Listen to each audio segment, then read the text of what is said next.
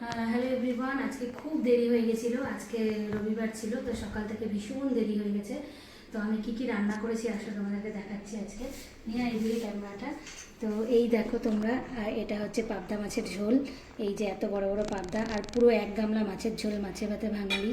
কারণ আমরা মাছ খেতে খুব ভালোবাসি, আমি তো ভীষণ ভালোবাসি। মানে আমার হাফ কেজি মাছ খাওয়া কোনো ব্যাপার না। তো এইদিকে আন ক্যামেরাটা। এটা হচ্ছে বাঁধাকপির ঘন্ট, আর হচ্ছে এটা হচ্ছে মিঠাইয়ের মাছের ঝোল, যেহেতু লঙ্কা খেতে পারে না। আর এটা হচ্ছে আমার বাবার বাড়ির থেকে চাটনিটা দিয়েছে। তো চলো আমি এখন খাওয়া দাওয়া শুরু করব, সবটাই তোমাদেরকে দেখাবো। তো চলো, লেটস গো। টানটানা আমি খেতে বসে পড়েছি। এই যে আমি বাঁধাকপি দিয়ে ভাত খাচ্ছি। সত্যি বলতে আমি ভাতটা খেতে ভীষণ ভালোবাসি, আর পরিমাণে বেশিই খাই, এটা নিয়ে আমার একদম লজ্জা নেই। তো এই দেখো, আমি এত বড় একটা পাবদা মাছ পেয়ে ভীষণই খুশি। মাছের ঝোলটা ঢেলে নিলাম।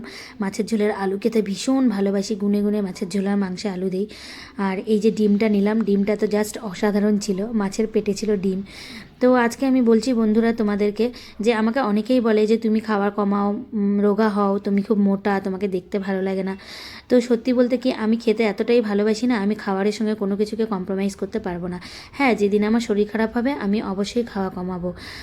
তো দেখো, আমি মাছটা পুরো বেছে বেছে খাচ্ছি। আর সত্যি বলতে আমি কোনো বাইরের জাঙ্ক ফুড খাই না, আমি বাড়ির তৈরি খাবারটাই খেতে একটু বেশি ভালোবাসি।